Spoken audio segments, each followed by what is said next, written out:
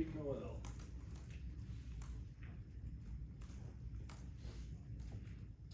Nate, how did the foot ankle injury that you've been dealing with, how did that feel on Saturday, and how close to 100% are you? It was feeling pretty good on Saturday. I think I'm pretty getting closer and closer to 100%. I've been working with my trainers and my strength staff, and I feel like I'm getting closer, very close to that mark. Nate, can you just walk us through what the last few weeks have looked like from a recovery standpoint of what that process of trying to get back to 100% is with the foot?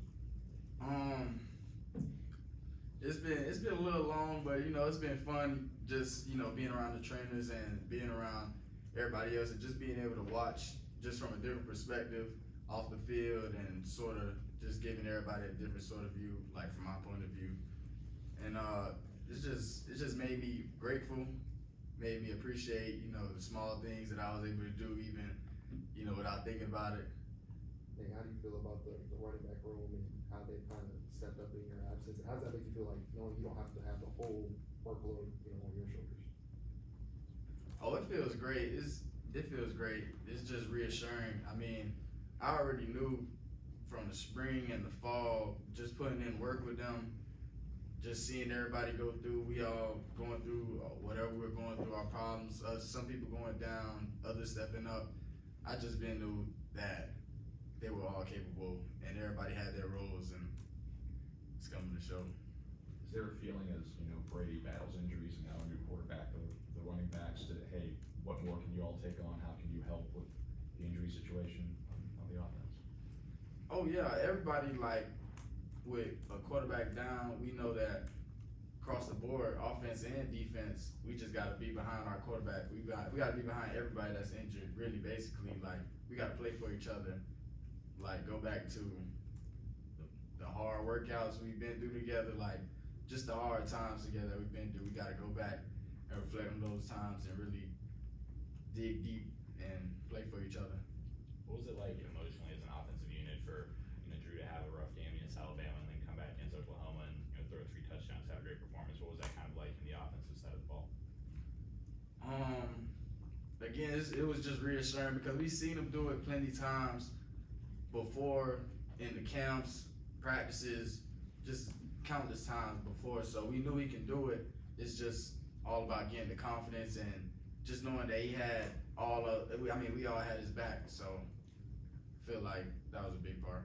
Nate, with Drake stepping into a starting role now at center, what gives you confidence that he can fill Connor's shoes effectively?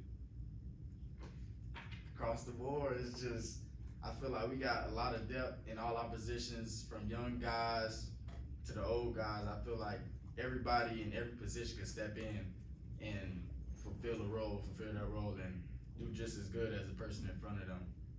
Nate, where does South Carolina's defensive line stack up against the lines you've seen this season, and what's the challenge you have there? Oh, it's definitely one of the best D lines we're going to see this season, what we've seen so far. So it's going to be a tough challenge, and we're ready to embrace it. How does the rest of the offense kind of adjust around a new center and a new quarterback that you've seen? What's that like for the rest of you? We would have a lot of situations, and people went down in camps where we would plug in different people in different spots. So I feel like it kind of would keep rolling the same way.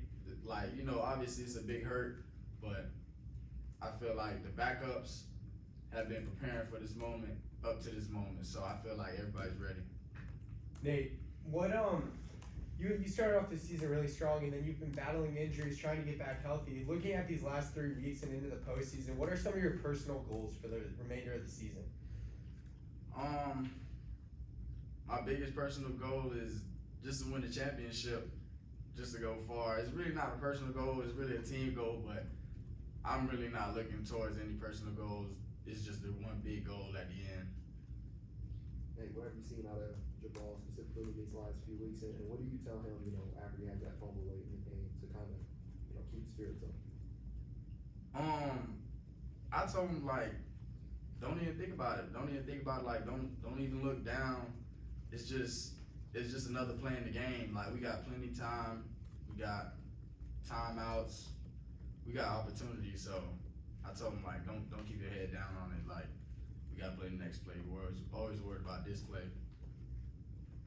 Having played in Kyle Field now at Texas A&M and really getting that sort of high level SEC environment, how does that prepare you guys for going to South Carolina? Williams-Brice is another one of those very loud stadiums. How are you guys gonna prepare for that crowd noise?